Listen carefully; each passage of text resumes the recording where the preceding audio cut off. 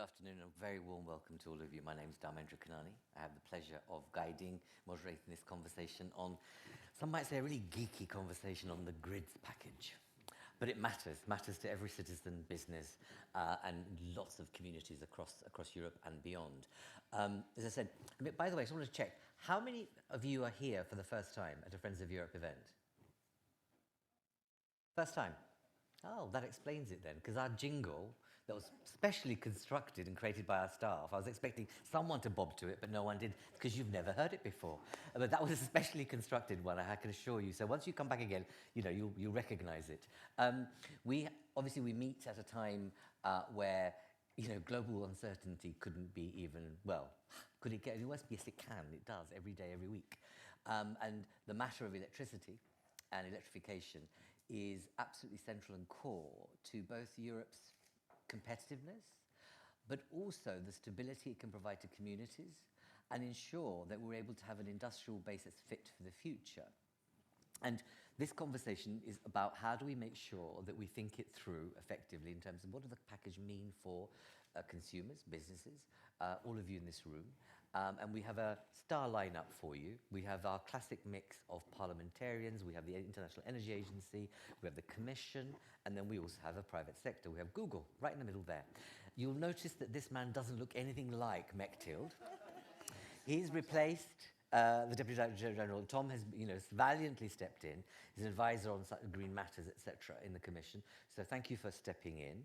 It's very good to have you here. So if it's your first time, be warned that this is not about you being passengers and bystanders in the room. Make the most of the time you're here. You're not going to get that time back in your life. So this is not about you just sitting there in a classic conference with people sitting here and, saying, okay, fill me with knowledge and wisdom. This is about a conversation, if we can have one. And so if not, I'll just come around and pick on you. I'll try not to embarrass you, but I warn you that even if I catch your eyes and you look away, that's not going to work, okay? So just to warn you, this is meant to be a nice, good, cozy conversation. Isn't it interesting that today, on the 25th, it's the 25th of February, that the temperature is what it is? Just think for a minute. Whilst people are thinking, great, I can have a drink on the terrace, and people are really happy because the sun is shining, it's a further indication much earlier in the year of climate temperature extremities. We only heard last week that a lot of scientists spoke to the Commission and others that we are reaching the point of no return. And what we do know, and we know this for absolute sure, what we experienced last year, it's not going to be the same, it's going to be worse this year. So you'll have those huge droughts, we'll have extreme weather conditions where it'll go to 40 in some parts of Europe, and it will then get very cold and potentially very wet. But there'll be time periods in between. Nature is suffering as a result, but the issue is, as a result of those changes and those extremities, electricity consumption is going through the roof. It's gone up by 25% last year, and it'll only grow, either for heating or cooling. One thing we do know is the majority of the population in Europe, and I mean by those who are below the average salary, or just at the average salary, live in the poorest housing conditions that are not fit for the climate that we're living through. And we need to be thinking about them, especially when, because this grids package, or the grids are the way they are, some communities in parts of Europe pay very little. Other communities pay a lot. But the common denominator is that poor people will always be suffering from that instability in price. And their disposable income will be less regardless. So there's that element that we need to be thinking about in this, which is not only about the fact that temperatures are going to go up, extremities will increase, and we know that our social housing and social fabric isn't really made for what we're about to receive this year. And politicians are, across the pond, playing lousy and cutting out and, saying the climate change, climate isn't an issue really. And those of you who watched the State of the Union speech, oh my goodness. However, it's not about him, this is about us. Just a few facts to kind of punctuate this conversation. I was startled by some of this data, and I think we should all be startled. The fact is that for permitting and getting a new grid in place, let's say, infrastructure, it can take up to 10 to 12 years. Renewables 1 to 4 years. So you're creating an imbalance in capacity in various ways. One example of that, and I know one of the parliamentarians might be disagreeing with me, I found this shocking. Because you've got so much renewable energy being produced in a way that's never been produced before, but then you've got the grids in the, so 40% of our grids in Europe are 40 years old, not been upgraded. And it takes forever to get them built and moved and permitted. But last year, no, in 2024, 7.2 billion in renewable energy was wasted across just 7 countries. 7.2 billion of energy wasted. When you think about Ukraine and what's going on, when you think about energy poverty in Europe, that's shocking. It's a shocking fact. And it's only because the grid wasn't capable of utilizing that renewable energy. And so, you know, the story goes on. But permitting is obviously a very big issue. And you have NIMBYism rife all over Europe. I'm sorry, those of you who are not Brits will know not in my backyard is a philosophy that's been strong on both the grids and renewables. And it's not going away. And you have these dilemmas where you've got the centralization and the wish to have a modernized integrated system at the EU level, but legislation, enforcement, and permitting happens nationally. Financing happens nationally in the main. So you've got this kind of dilemma of who controls who pays and who actually gets the benefit of what's going on. Yet, if there was an interoperable system in place, we know there could be a better level playing field, because then that would mean the consumer and citizen would benefit the most. So those are some of the kind of points that we need to be working through in this conversation, which is an hour. I'm going to go over a bit because we started late. But I'm going to start with you, Tom. And, you know, what will this package deliver? And how can we make it more consistently applied across member states? Thanks a lot. Mic is necessary.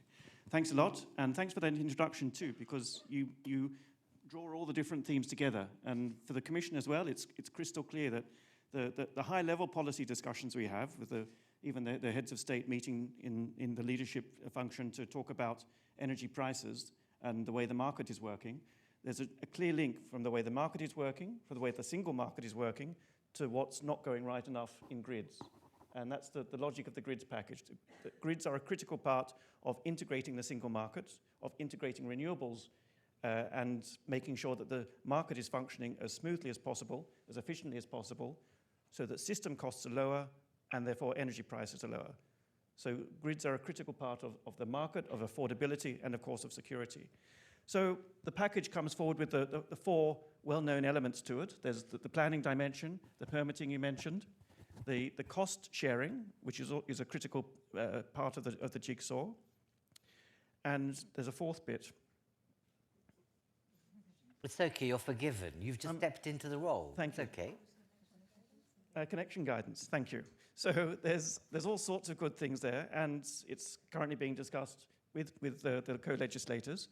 For us, it's very much a way of working with what's out there already, and we're working with all the stakeholders who are out there already. That's a critical thing that we need to keep repeating. We are working with the system operators and the member states and everyone else who's creating this grid. It's not the Commission taking a great centralizing role and imposing things on everybody else.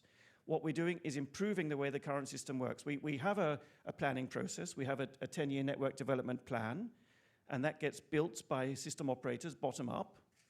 But when you look around us and we see the interconnector gap of 41 gigawatts around Europe, 41 gigawatts missing in terms of necessary interconnectors to make the system work.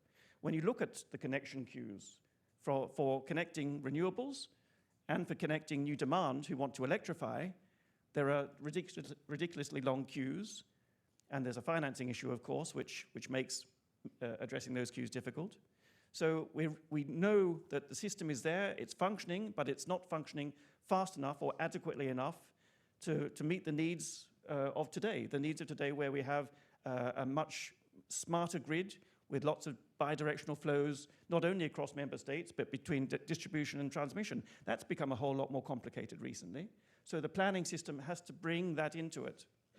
So the Commission is we think, helping to give that European perspective to ensure that it is a more integrated approach that's integrated across member states and to take account of the European dimension of cross-border interconnections.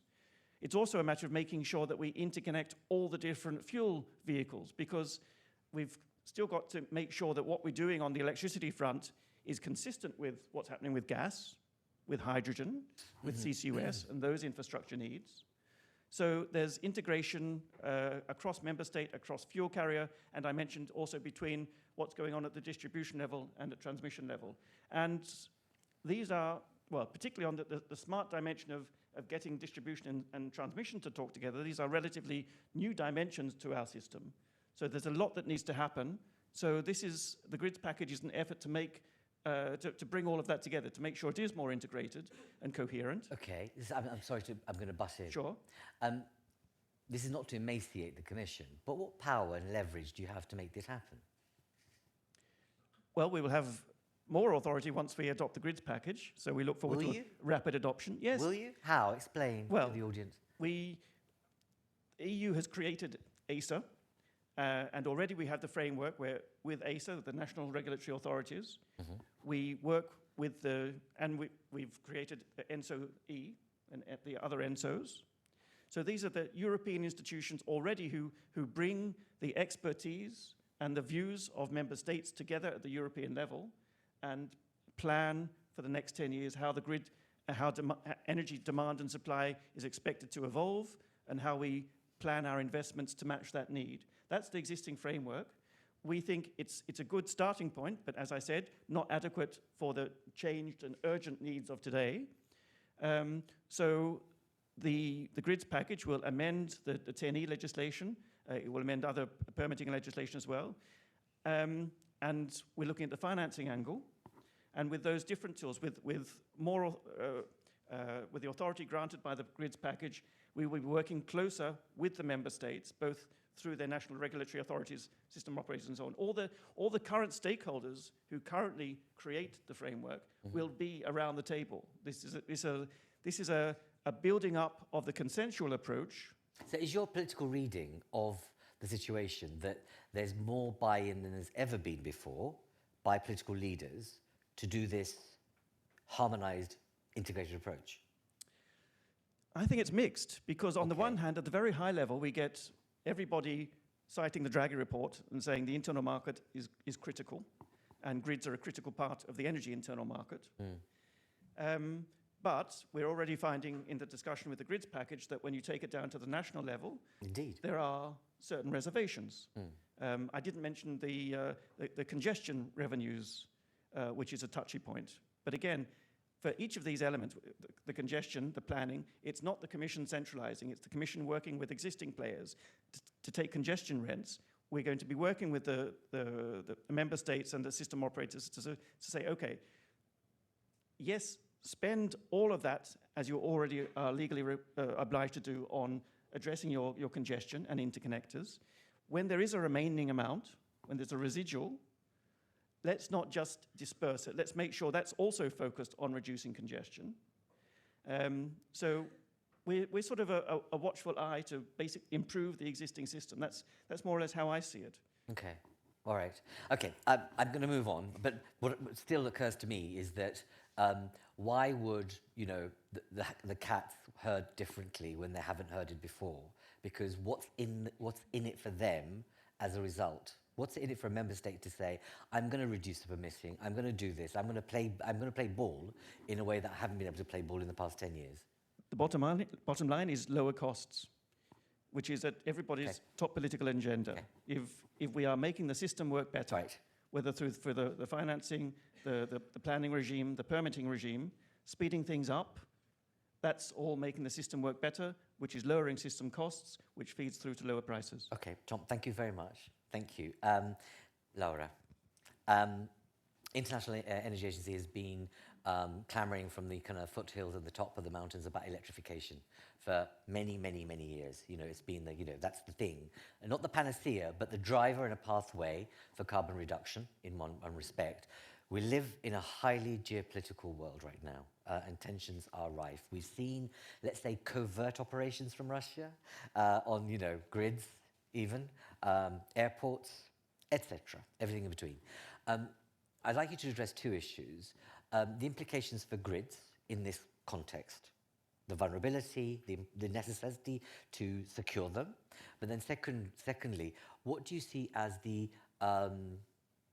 opportunity, but also potential scale electrification in Europe that the argument's being missed at the moment? So thank you, Dharmendra. Maybe, first of all, I would like to say to Tom and the Commission that what they have done was sorely needed and great. I think that everyone that is, maybe we are 80, 100 people here, maybe all geeks, energy geeks, that we understand how badly grids were needed and how much the package was needed. But I think that is our role, all of our role here, to make everyone understand, not only the heads of states, but also the citizens, how this is important. And maybe, so this shouldn't be a 100 people conversation. So the geeks know that for some years we have invested hugely in capacity and renewables, and the system around it hasn't followed. It's very simple. So why do we care? So if you look at what happened in 2025, Europe added a record number of renewables, around 80 gigawatts. It's the first year where wind and solar in generation were more than fossil fuels. It means we are doing great progress. So keep in mind 80 gigawatts, but we are also making a small economic suicide because we had around 500 gigawatts in queues, 500 gigawatts of renewables in queues. And those can produce electricity at a much lower cost than the average wholesale price. So what does it mean? It means that you're depriving all of us, you, tonight, that you're paying the energy bill here, you're paying more than it could have been if we had the grids. It's all of us, we're paying for it. So this is a technical issue, but it has economic implications for each and every one of us. Consumers, and I'm going to the AI in a second. So there is a huge economic component. There is a huge sovereignty component that goes with it, because the grids and the electrification are the ones that are allowing Europe to move away from expensive fossil fuel imports towards lower and lower imports. Is the electricity sector that, thanks to higher grids, will allow all of us to depend less on fossil fuels. So this is the element for European sovereignty. As the title that you have here is Beyond the Grids package, who is suffering from lack of grids is all of us, because we have less renewables, less cheap energy. At the same time, we have queues for data centers. TSOs are not able to manage it. There are lots of requests for data centers, and the queue is so long. They could help. We want electrification. AI could help. And we have similar problem with the batteries. So why I mentioned the beyond, because grids is an essential part, but we also shouldn't get fixated that it will resolve everything. There are demand-side responses, there is software issues, there is flexibility that is absolutely as much needed as the grids and can cost a bit less and provide the same level of price reduction. We did roll out of batteries. So certainly, I just want to repeat this. What the Commission has done on grids was sorely needed. The implementation is going to be absolutely essential, but there is absolutely a beyond. There are other parts to make electrification and the all cost structure work better that are relying on one word, if you want, flexibility. Electricity markets today are as much as producing electricity as being able to manage smartly the grids ups and down, the flow of electricity in a new way. Yeah, but you and the agency have been all over the world, right? You've been in continents you've seen. What do you think, What do you think is a message that Europe needs to receive to up its game and be fast? So first of all, we are very good in beating up Europe all the time, and I don't agree. So, Okay. so All right. I really would like to say the following. Okay. The European grid, there is nothing like the European grid in the world. So if you Yes, want to go the out most with a stable. message out of here tonight, please remember that the European grid is probably the most complex human engineering design out there in the world, better than anywhere else. Is the largest, the strongest, the most reliable. So let's start with that. So Sure. if someone wants to come here and learn, great. We are welcome. Open for business. Come here and understand how it works. Can we do better? Absolutely. We should be and remain ahead of the game. But I don't think that there is many people from which we should learn. So let's start from this. Okay, all right. All right, so you're not, okay, fine. I won't press you, but the reality is the 7.2 billion wastage of renewable energy is not going away. It's going to continue, right? And we know the queue that you're talking about is not going to go away either. But actually, both of those together could create competitiveness, cheaper supply, make all our lives better. And that's what I'm saying. You as an agency are able to model that and say, you could, if you did all of this ecology.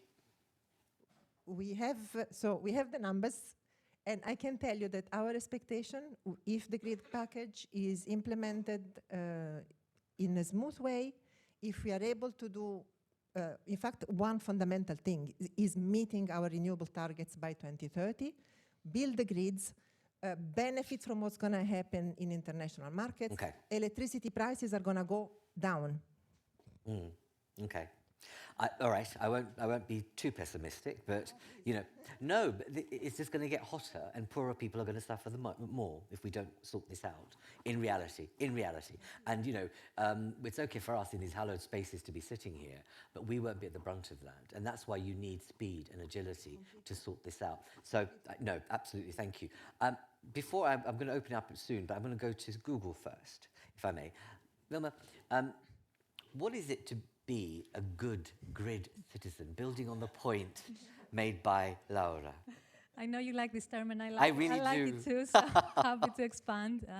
Thank you so much, Dharmendra. I think, yes, it's really important to stress that as we're looking to invest in digital infrastructure in Europe, and as an energy user and consumer ourselves, we are committed to being a good grid citizen and really bring value to the grid where we're operating. What does that mean? I think it starts first by being energy efficient, like really being relentless with making the most of the electrons that we're using. At Google, we are proud to have some of the most energy efficient data centers in the world. This is because we're looking at energy efficiency at the model level, the chips that we design, the data centers. And just to give you a figure, in 2024, a Google data center was producing 6 times more compute with the same amount of energy that it was using 5 years before that.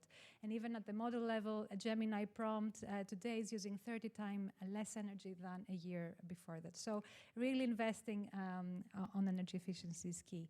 Another angle of being a good grid citizen is really bringing value to the grid in terms of supporting Europe's clean energy transition. So we have an objective to operate our data centers on 24/7 carbon-free energy by 2030. What that means is to locally where our data centers are located every hour of the day to operate on clean energy. And this goal and as our efforts to achieve that really contribute to Europe's energy resilience and decarbonization objectives, and also bringing new clean energy into the grid.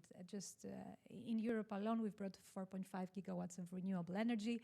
We're also investing in other clean technologies like long-duration energy storage. But maybe just to turn to the grid for a second, I think if we are to meet Europe's, and as Laura was saying, Europe's digitalization objectives, competitiveness, electrification, the grid resilience and grid modernization is really key. And I also want to support what Laura said and commend the Commission, because the grid package was really important in terms of bringing many different reforms that are needed to support that goal. What I want to maybe talk about is what role we as the demand side can play in bringing that agenda. So I think there are 3 main areas where we can contribute. The first one has to do with supporting with more proactive future-proof planning of the electricity grid. the Commission is already doing great work and proposals in terms of EU-wide coordination. On the demand side, what we can do better, and we are willing to do more, is to provide more visibility about our future demand to help meet and plan the electricity needs of the future. So what we would like to see, for example, is a more systematic EU-wide methodology or approach where we could aggregate forward-looking demand forecasts of future needs to plan the necessary anticipatory investments and grid enhancements. So that's the first one. The second area is around building a smarter grid.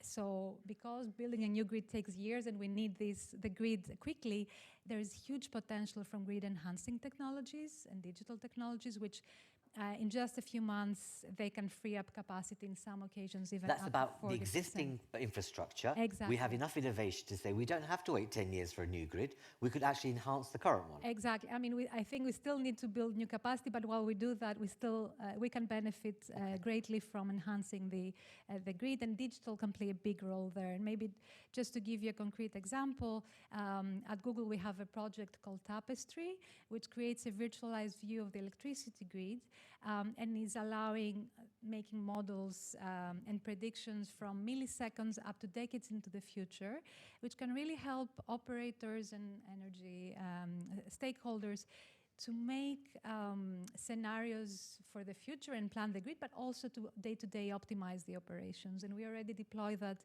across the world in the largest TSO in system operator in the US, and would be keen to bring that also to Europe. And maybe third point to highlight is around financing. I think the package highlighted the 1.2 trillion financing gap by 2040. So here it feels like an all hands on deck moment where we as energy users are prepared to also pay our share. Of course, I think we need new models to allow more private investment to the electricity grid. It's also really important to maintain the principle of non-discrimination and non-discriminatory access to the grid. But there are ways where we could contribute by pre-financing certain grid enhancements, co-financing. And you, as Google, you do that even in the current kind of messy capital markets and stability investment infrastructure that we've got currently in Europe?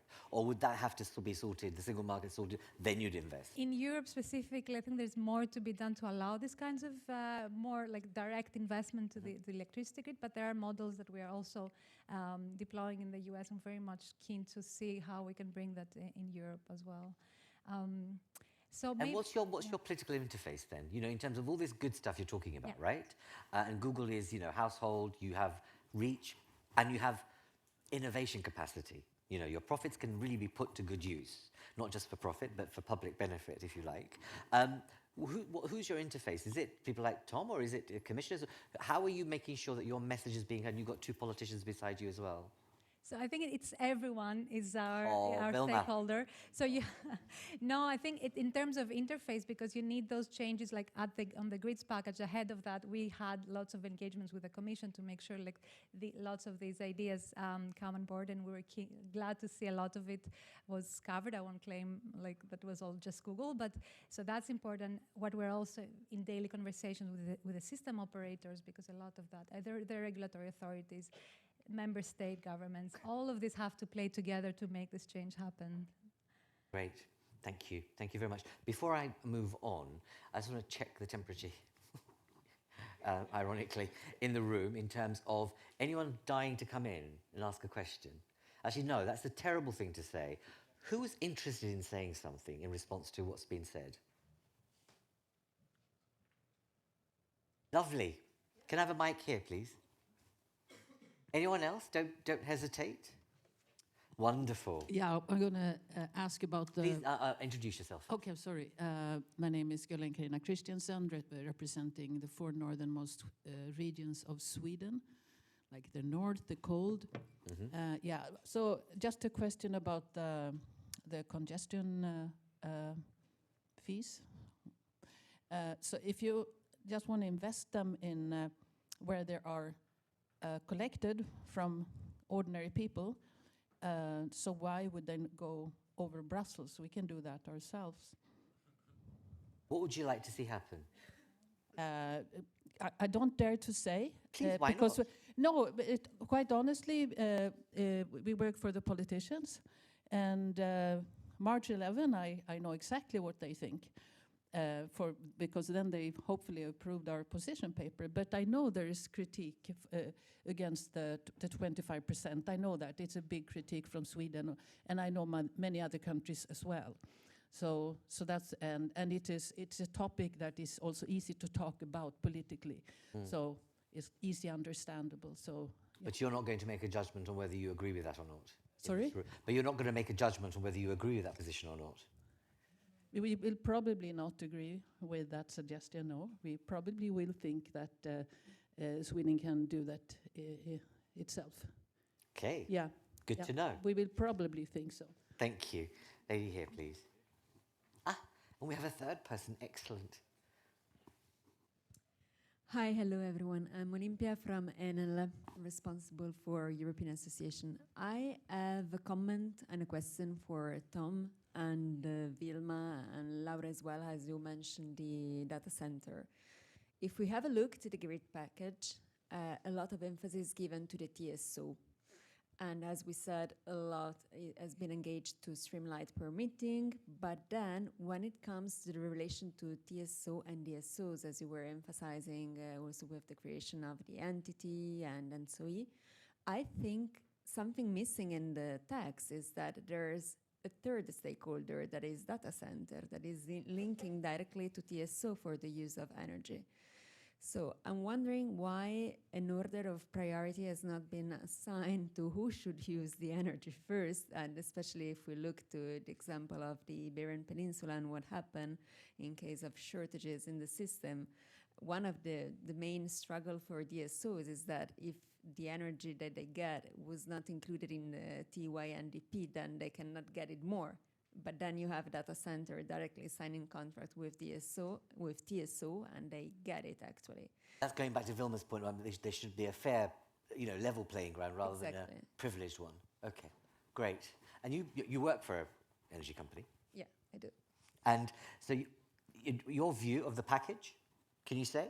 No, I mean, we acclaim the package. I totally agree with the statement of Laura Cozzi saying that it was something needed and rightly applause, but maybe an emphasis given also to the role of data center and DSOs should be It's a good point, though, especially because you are a large energy company, so it's a good perspective to be sharing in this room. Thank you very much. And there's a lady right at the back. Glasses. There you go. Thank you. Introduce yourself again, please. This is Andrea Maria Duda from One World Citizens. In Netherlands, a long time ago, we have a situation with Nepal. There were, after the earthquake, the resources were very reduced, and we could find some solution together with Philips Museum in Netherlands. They offered us the facility to create biogas energy sources, and it's implemented by now, and it's also working. I'm not sure if it fits because it's not electricity, but there are alternative way. And I'm also doing my PhD in Santé Publique, and I'm very enthusiastic about the idea to have our pee and poo recycled, not. And excuse me for. Don't excuse yourself. It's great. It's great. It's a Wednesday night, Thursday night, pee and poo recycling. Well, you'll go away thinking about that. You'll remember that one more than anything else as you leave this room. I can just tell. Thank you for being bold and brave. But your point is about alternatives to electricity, which are also carbon reducing, but also carbon neutral. Good point. Gentleman here, you'll be the last one. Just here. Gentleman here with the grey jacket, white shirt. Again, introduce yourself. Thank you kindly. Maurice Janssens, Gas Infrastructure Europe. Would absolutely love to elaborate a little bit more on the poop and pee story, especially looking into alternatives. we've already mentioned the constraints that the grids face, particularly in terms of FTEs, massive investments. And I hear a lot of compliments about TSOs, but I feel a rather myopic or one-sided vision, rather the gas TSOs. It was mentioned by the Commission in one of the sentences, the role of biomethane, the role of CCUS and hydrogen. I think the role that, for instance, biomethane can play within Europe, I'm really curious to see how the panelists can expand on this, the role that you see, also considering that many of the materials that are needed for the transport and use of biomethane are domestically produced. A lot of the grid is already in the ground and can be repurposed, reducing the amount of FTEs required and also substantially lowering the cost of investment. So also Your open point invitation. So your point Sorry. is? Your point is? Looking into alternatives, looking into Thank you. molecules as opposed to a strong reliance on electrons Lovely. as well. Yeah. Thank you. No, thank you very much. It's a good point. I didn't imagine the alternatives argument would come up with something. I'm really pleased. Can you address the 25% point, please? Yes. Well, the first thing to note, it's the residual. It's 25% of the residual. So for those TSOs, such as those in the north of Sweden, who have a very clear idea of how to use their congestion revenues, and it's mapped out, and it's being used actively to reduce the congestion, then that doesn't enter into the equation. We're talking about the stories when, I think at the beginning of 24, there was 9 billion in congestion revenues that was not allocated to reducing congestion anywhere. And that shouldn't be the case. It should, ideally, it's being spent to reduce congestion because it's people suffering from the congestion who are paying that rent. So rather than be absorbed into government revenues or spent generally, or even reductions in tariffs, we think it's actually better spent to relieve the congestion. So I think in the Swedish case, it may not apply at all if it's a residual. And then when it comes to actually using it, again, the Commission isn't taking this. This is money that stays under the control of member states and of the system operators. But in a sense, the Commission is there to help give focus and urgency to the spending of it in accordance with the existing laws on how to use congestion revenues and to make sure it does actually get spent. Okay. The point from Enel, the point about equality of the equal playing field. Why hasn't that been addressed in some of the package discussion, or will that come out in the wash? We think it's being addressed. I mean, the first thing to point out is a distinction between what's happening between the system operators and consumers. Even if they're very big, helpful consumers like data centers, they are on the consumer side of the equation, and they're queuing patiently, or rather probably impatiently, to get a connection. And what we've said there, that, okay, the current law says access to the grid has to be non-discriminatory. It has to be fair already, that's a requirement. And it has to be done according to objective criteria. And what we've done with the guidance is to say the existing regimes we've had for accessing the grid, which has often been a very crude first come, first served, is absolutely no longer appropriate. And if regulators and member states have not already done so, we need to be reforming those regimes and making sure we get rid of ghost projects, we get those who are either up and running and ready to use the connection, connect them first, or look at those projects who want connection, who are most able to bring flexibility and help manage the grid. So flexibility, large projects, which could be data centers, is another. All right. So that Sure. the grid connection regime is addressing that issue, we think, to making it more equitable than it currently is. So that's point two. And I can also pick up the biogas aspect, if you like. Briefly. Briefly, just to say that we love biogas too. We have biogas targets to grow, whether that we're using that, injecting it into the grid, or using it outside of the grid. There's lots of ways we can improve and grow our use of biogas and biomethane without actually using up more biomass. Okay. So we like it. We know there's everything is not going to be electrified. There's always going to be a need for some non-electricity source of power.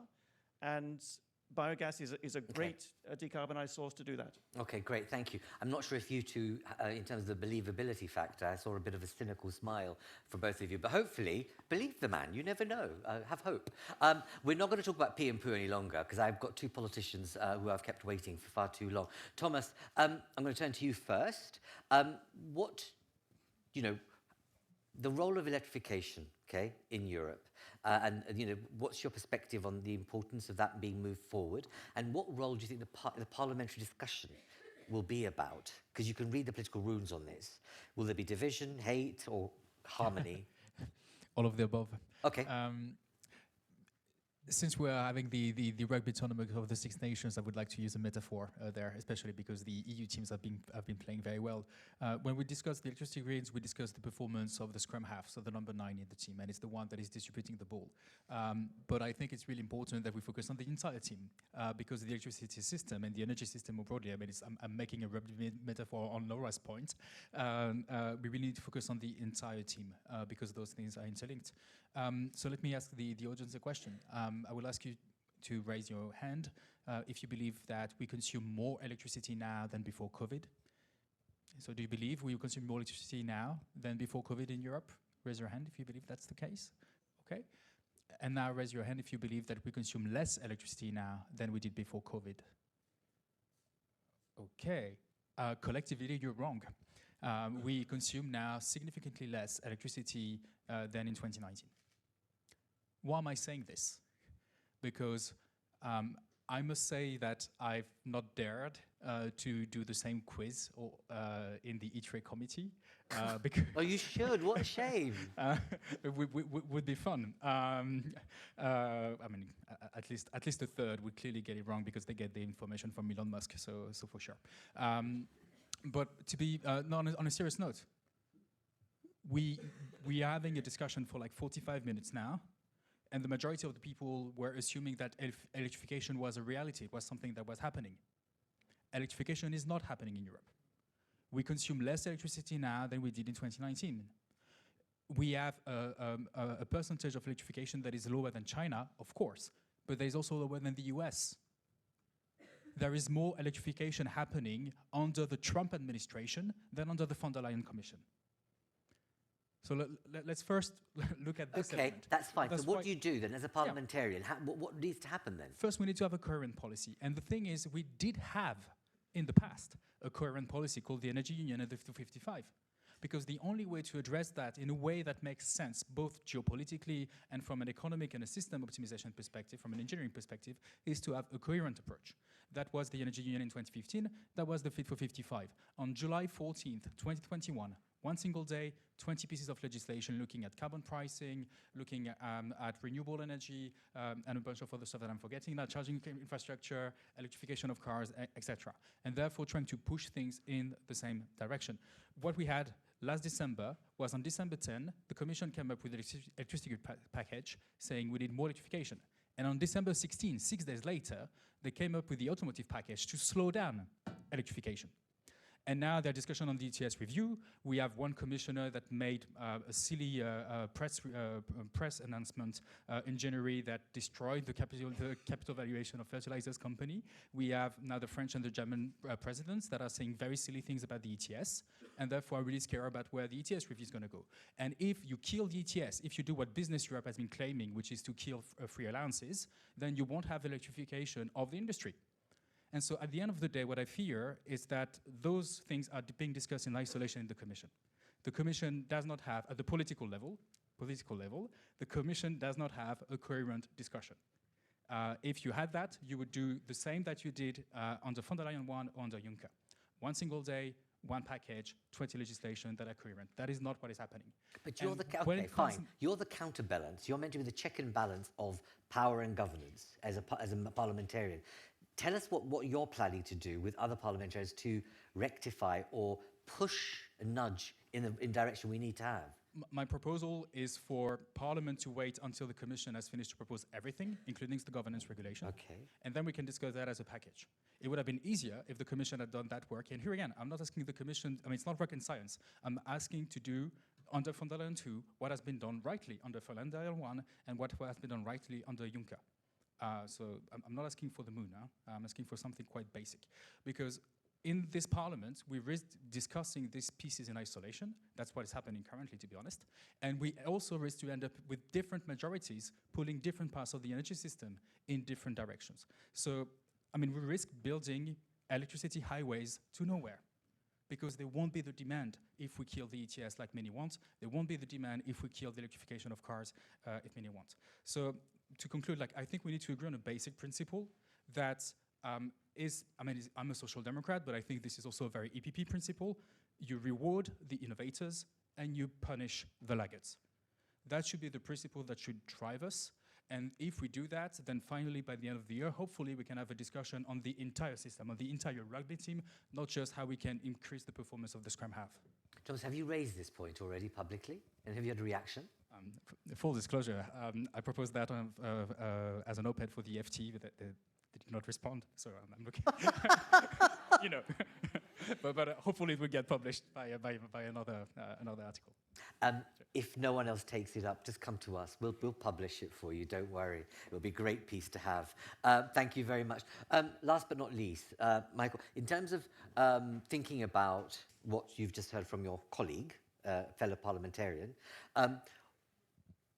address the governance issue, because here we've got this thing about the absence of coherence in policy measures and doing too many things in different ways that will become more fragmented and more fragmentation in the marketplace for electrification. From your perspective, say whether you agree with that or not, but secondly, the governance point, because it seems that with the grids package, governance is going to become quite an important issue. Reflections. And anything else you want to talk about? All right, okay, a lot of things I want to talk about. But I think, I mean, you addressed the right point in terms of, is Europe really decided for electrification? And, well, the Commission says it is, but there's a lot of also businesses that still bet on gas and bet on cheap gas and think that there's a lot of cheap gas coming up in the next years. So they are hesitant on electrifying, and I think this is a really dangerous and risky strategy, because, I mean, you were talking about climate, and I'm very grateful, I'm from the Greens, that you talk about climate. But, I mean, the lesson and why we're doing this is also because yesterday was the 4th anniversary of the attack on Ukraine, and we lost the gas supply from Russia, and that brought whole of Europe into big troubles that is destroying business cases for the chemical industry, that pushed the cost of living crisis up. And now we are in a situation where we are finally, and thankfully, decided to move away from Russian gas, but we're getting Trump's gas. And I think on the German LNG terminals, 94% of LNG comes from the US, 94%. So At this moment, at this moment, if you look at the whole of the EA, 60% of gas imports come from the US. Whole of EA, not like taking Norway inside. And if you see that, and then say, okay, but you know, like Trump would never do this because anyway he's supported by the fossil industry and they need to sell it. But come on, when there was the crisis on Greenland, he would everyone knew that anything can happen, and if he uses this gas supply as to blackmail Europe, we are in big danger, and that's the reason why China is going for electrification. Also, I mean, not so much because of climate, but because they want to move away, because US is controlling the global fossil supply chain, and they're controlling now Venezuela. And they're going for Iran, so they have China in the sandwich. So that's why they try to move away from it fast. And we should do so too. But then let's talk about the governance issue, because that's also like one conflict on this very much file that has not been addressed. No, but you brought to heart, in such a very effective way, that nexus of geopolitics that we've should have learned from Gazprom. And here we are. We never thought we'd have a president of the manner that we have, but you know, hey, yeah. He could say, I know what, flick you off. I'm going to flick the switch. So I go from the kind of the more like global level to kind of the very problematic things on how we are designing grids right now in Europe, because that's kind of at the heart of the grid package. So, well, first there are several studies. It was said we can save 500 billion euros, half a trillion euros in the build-out of grid if we plan it more coordinated on the European level. So that's really decreasing also energy prices because what is the most expensive right now about energy prices is the grid fees because we're building so much grids. So any possibility to really reduce grid fees is important, and if we would do central planning in Europe, we could really do so. Now what we are doing is, it's the TSOs, so there's kind of grid operators that are doing the planning. And they are all optimizing for their own kind of narrow scope. So we have 27 or even more who are kind of optimizing for themselves. So for in Germany, yeah, that's true. And the problem is, the grid is not only the operators, it's the consumers, it's the producers of electricity. So all of them, they actually have a say in how we plan it. But if you give it to one of the stakeholders, of course it is kind of not neutral and not on the benefit for everyone. And since I looked at the participations list, there's a lot of companies here. This will be the big fight in this package. And currently, grid operators, TSO, do everything they can to say, no, it cannot be like this, it cannot be planned centrally, we have to do it, we are the only ones who have the data, are the only ones who can do the modeling. You just told me that you also didn't do the modeling. And I mean, I was, last week I was with some research institutions, and I mean, actually no one has correct data. They told me they had two student scientists sitting down for 1.5 years to check on OpenStreetMaps where the grids are, because actually ENTSO-E doesn't know. They don't know, because as you said, some of these grids, they are 40 years old. They are not digitalized. And you don't know what kind of, transformers are there. You don't know what the grid is. So we really need to have a better understanding of how this grid looks like, and don't buy kind of that only ENTSO-E knows. They also don't know. And no one knows, but that's why we need to have a more coordinated central planning. So that's the governance issue, really important. And then there's, I mean, other things like it was already addressed. Of course, sometimes the issue for the grid is not the interconnector, it's not at the border. Sometimes it's actually inside a country. So also this has to be addressed. We have a European energy market, a single market. So this is a market, but the grids are national. That doesn't work. I mean, if kind of, I don't know, like Germany cannot trade with Hungary because Austria is blocking it, it's not a market, because it cannot be only kind of a digital market, it has to be a physical market where it can be transported. But this is currently not happening, and therefore also there needs to be better planning and incentivizing that also these grids are being built. I could continue just like maybe one thing on the TSO. Give us something positive, because everything you said would suggest that this grids package is not going to solve anything. No, the grids package actually is the right way. It's going in the right direction. It's absolutely right, but it's under attack. It is under attack because we're taking away power of one stakeholder. I mean, we give it to the Commission. I'm not so much in favor of giving it to the Commission. We should give it to an independent operator. Indeed, it should be an independent agency. So, but it's better than one stakeholder who is doing all of the governance. So it's really going to, and the permitting, all of this is good. There needs to be some improvements. We can do also planning on the DSO level. Also here we need to have the planning, because honestly, if we want this to work and flexibility is happening on the DSO level, it's not happening on the TSO level. And in Germany, we have 866 district system operators, 866. I was trying to get a smart meter. And you know, I mean, in Germany we have a rollout of 2% of smart meters right now. I mean, in Spain I think it's 100% already. So I was emailing, or I was checking with the grid operator where I thought I'm connected, but actually I'm not. I could do it digitally. The grid operator I'm connected with, I can only ask for a smart meter by sending a fax. It's true, by sending a fax. So there is the problem. I mean, I cannot But you remember that German advert, Vorsprung durch, that doesn't sound very kind of German at all. Well, maybe it does actually. But I mean, this is, so really, the DSO level also they need to fulfill some quality criteria. For instance, like being able to provide some kind of flexibility in smart meters. Yeah, I thought you were going to say something positive. In fact, you didn't say anything positive. No, actually. I think you just said like it's a mire it of is the administrative difficulty. there Imagine is you're so a- many listen, you're a possibilities to improve politician. it right now No, with indeed, this grid package. But here you go. You're a politician. You're smart. You know how to build the system. Think of those who are not energy illiterate. Those who are energy illiterate about how to have solar panels, how to have a smart meter.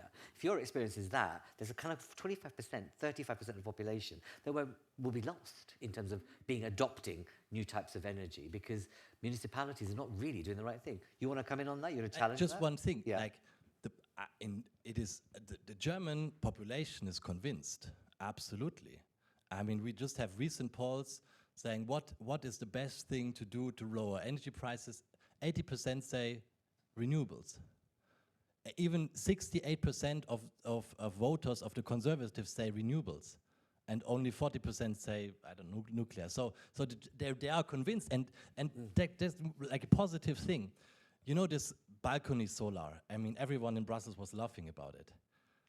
We have installed 2 million of balcony solar because the citizens think, well, if the system is not working, I will do it myself. I will just, put this solar on my balcony. Sure. And it's great. So they are convinced now. It's just that we actually need to convince Michael, those. I think my point wasn't about the fact that, let's say citizens are convinced of the argument. I'm sure in Germany they are. I'm talking about the materially poor. The materially poor who don't know. So if you go down in some parts of Brussels here, if you go in some of the social housing, they haven't got a clue how to negotiate trying to get better, cleaner energy that's renewable. Frankly, they don't, because even the communes, which is hellish here, won't even give you advice on it. So go on, Thomas. Before I became a politician a year and a half ago, I was a researcher for a decade, focusing on energy, and I worked especially on energy poverty, so that's a topic I know quite a lot about. The French rollout of smart meters, was not perfect, to be clear, but essentially everybody has been having a smart meter in France for more than 10 years. And so therefore, the first thing, the first answer to your question is that you don't need to ask, you just get it. You can opt out if you want to, like my dad did, because, he also watched too much social media, but that's another problem. So the poor people got it for free, and so it was installed directly either at people's home or outside, depending on where the older meter was. Second thing, and it's something we always forget in the Brussels discussion, but 15 to 20% of the population finds it very hard to read. So they know the alphabet, but they are illiterate. One thing that is good with smart meters is the fact that you can access that data through apps. And a lot of people they're not digitally savvy when it comes to computers, but they're digitally savvy when it comes to the phone and the apps. And the apps tells you a very good thing. With images and different colors, you don't need to read complex text to be able to understand what has happened, what was the evolution of the energy consumption. And this has been used by the Red Cross, with other social workers organizations that have been working with energy poor to make the best out of that. It is by far not sufficient. This is not the way we lift people out of energy poverty, but it is a small piece of the puzzle. Thank you. Colleagues, I've hideously run out of time, but I did start a bit later. So anyone out there that's got a burgeoning question or a comment you'd like to make? We have two gentlemen. We'll allow that. Oh, and wonderful. Please introduce yourself. Sure, thanks. So Micah Melnick, and I work for Canada's mission to the EU, and I'm the Councillor for Energy and Natural Resources. Great to be here. I actually have one comment and one question. The first, Michael, if you're concerned about your supply of natural gas from the US, Canada has some natural gas that we would love to engage with you on. And the second is, one of the components of having to build out the grid really rapidly is that you're going to need components, you're going to need materials for those components, and we're thinking about the Industrial Accelerator Act that we're anticipating very soon that will try to re-domestication of that supply. So I'm curious, in terms of building out the grid at scale and at pace, where do you anticipate on getting the stuff that is necessary? And more importantly, how do you anticipate working with trusted third countries, such as Canada, in getting those? Indeed, that was a good, ambassadorial role you played there. My sense is you know the answer to that question, don't you? Not really, actually, because I think that we see an interesting dynamic that there is a desire for work, but then there's also these interesting barriers that sometimes can be introduced that prevent that cooperation to occur. Okay, thank you very much. Gentleman here, and then yourself for the last. Thank you. Introduce yourself, please. Yeah, hi, I'm Sanjeev, but I'm not going to tell you where I'm from because I want to maybe be honest in the question. So I totally agree. We've got a governance problem, but it's not the governance regulation that's the problem. It's the fact that a lot of decisions have been made by at a European level, and everyone's looking at big pictures, when actually everyone on the panel has pretty much said it's a congestion problem. The congestion problem is local. And maybe what we need to do is to liberate ourselves from European entities and institutions. The assumption that the TYDP is a technocratically accurate policy-making tool is absolute nonsense. Everybody in this room who's ever looked at it would say it's a political compromise between those who look at molecules and those who look at electrons. There's no science in this one at all, and it's leading us into redundant decisions. But the people who really count are local governments, because a lot of our electricity distribution system and our fossil-based heating and cooling system are locally operated. The local governments set the agendas for the distribution system operators. So when it comes to shooting from the hip, and when it comes to actually doing something that could radically change the issue, this is kind of where we would be looking at the European Parliament to actually bring back a bit of that democratic decision-making to the local authorities. And that means that there needs to be direct funding tools to allow them to make the investments locally with... But are you advocating bypassing the national governments? Yeah. Okay, Go that's for it. fine. Go Say it. Yeah, That's not a problem. I was trying to be polite because I don't want to annoy anybody. It's okay. But then what that means is that it's not the governance regulation, it's not the renewable energy targets or energy efficiency, it's the MFF that counts. Because if you can go back to the pre-1990s world, when you had the Committee of Regions and the EU-funded regions, we had less Euroscepticism, we actually got the infrastructure built, and we've been sweating that political, those assets for a long, long time. So maybe we need to go back to the past on how we used to run Europe in order to fix the problems Okay, of the future. all right, that's an interesting point of view. Lady here, just on your point about Euroscepticism, you know, we're the only think tank with a citizen engagement unit, and year after year, when we are canvassing the views of citizens, right, one thing that's really surprising that comes through every time, citizens actually have greater trust in the EU than they do national governments. So go figure, you know, so please. Thank you very much. So my name is Pia-Lena Lange. I work for Trina Solar. We are a manufacturer of solar modules, but also energy storage, battery energy storage systems. And we spoke a lot about, you know, which stakeholder should actually be designing the grids of the future. But I think we also have to ask if those stakeholders have arrived in today's century. And I'm saying that because looking at TSOs and the alternatives they have in order to manage the grid, they are not always looking at the most effective ways. Energy storage, for example, right, with batteries, is one of the most effective ways of doing the trick. But they are not remunerated by adding energy storage capacity. They are remunerated by other means because they are still thinking within an old system. Yeah. And that thinking really needs to change as well. So beyond the grids package, it's not just about governance and actually putting money into, you know, expanding the grid. It's really also about a cultural shift, if you want, in terms of, you know, how we think the grid.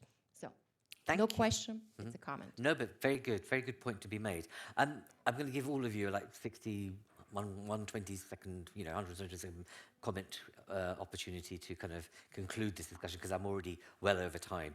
Tom, I'm sorry, yes, Tom, first to you. You can call me Mathieu Devoe. No, I won't do that.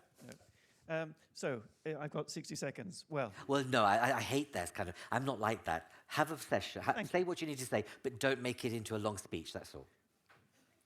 fine. Very briefly, I think we are coherent. I mean, perhaps you'd expect me to say that, but I think everything is in the frame of the Clean Industrial Deal, where we made the pivot to address the sudden shock of unacceptably high energy prices and unacceptably insecure fossil fuels. And we pivoted and said, we need to repower the EU. which means more renewables, more efficiency, and better grid. And we want to reorientate our policies, our market functioning, and our grids and our financing towards that. And that's what we've been doing. So that's our version of a coherent policy, which is currently with the grids package. I also take the opportunity to flag up that we'll be bringing all of these different strands together when we publish our electrification action plan in a couple of months, because there's all sorts of things already happening, whether it's under the Affordable Energy Action Plan, the grids, or whatever it might be. There's lots of things happening. The electrification action plan will be where we show how all of this is coherent and making the system work to drive forward electrification. So in effect, you are responding positively to what Thomas is saying. You will do that. That's on the agenda already. Yes, indeed. Okay. I like what was said about the governance, because we think that the grids package is picking up the governance issues. And I also think it's picking up, in particular, you call it the local dimension, but I flagged up the importance of making sure that the distribution system is part of that narrative, because it's grown in importance over the last decade. Which brings me to the 21st century and the importance of changing the culture. I couldn't agree more. I find the energy sector is a relatively conservative sector, partly because it's in our DNA to keep the lights on. So there's a conservatism there for security supply reasons. But whether it's through the smart metering, the digitalization, or the changing attitudes to innovation and bringing in demand response and the local dimension, these are things which are not clear enough in the current regime. And I think the grids package will be another opportunity to bring those in. For instance, in the revision of the 10E network, we are going to include for the first time existing projects which want to digitalize and introduce what are we calling it? Non-wire alternatives. So dynamic line rating, grid enhancing technologies of existing infrastructure will for the first time become eligible to be PCI projects and get funding for it. So that's one way we are trying to encourage this culture, incentivize technologies which must be a part of 21st century grids. Okay. I mean, given your accent, you're British, you know, from the kind of institutional framework in the UK, which doesn't often happen here, is that on the governance point, it would be far better to create a non-departmental public body that's independent, that reports into Parliament for the governance. But I leave that thought with you. I know it's not usually... You can trust the Commission. Yeah, that's the issue. That's the issue. Laura. Maybe concluding three different points. The first, I want to rebound on something very important that Thomas said. Europe today is at electrification levels of around 22-23%, which is the same as Canada, United States, Australia. What are those countries? Gas exporters. Europe is not a gas exporter. We have been importing gas, and why we find ourselves in the 22-23% is because we were lulled in the idea that we would get forever cheap gas from Russia. That's over. Full stop. We need to change. That era is over. Second, we have been discussing, I think, a lot about the details of governance, etc. I want to bring to the attention of people that will need to build the grids, whether it's domestic, whether it's transmission, whether it's distribution, whether it's interconnections between countries. There will be two critical ingredients that we will need. One is materials. We need copper and we need transformers. And if you're not watching this very closely, today, everyone in the world is asking for copper and transformers. So the prices are very much up. So this is something where Europe really needs to work very, very closely with partners to find solutions to alternative technologies, alternative materials, aluminium and others. That's going to be absolutely critical. The other thing that we haven't spoken about, but is very important, is people. The people that are actually building grids over the next 10 years, 4 out of 10, God bless older age, but 4 out of 10 will be retiring. So we need to think through hiring, or we will not be able to build these grids. Finally, I want to finish with the beyond, which connects somehow to what also Thomas said. Grids is a part of a total. So we need to go also on the digital part, on the 21st century in general. Okay. So the storage, the smart, and certainly the Commission knows that very well. Thank you.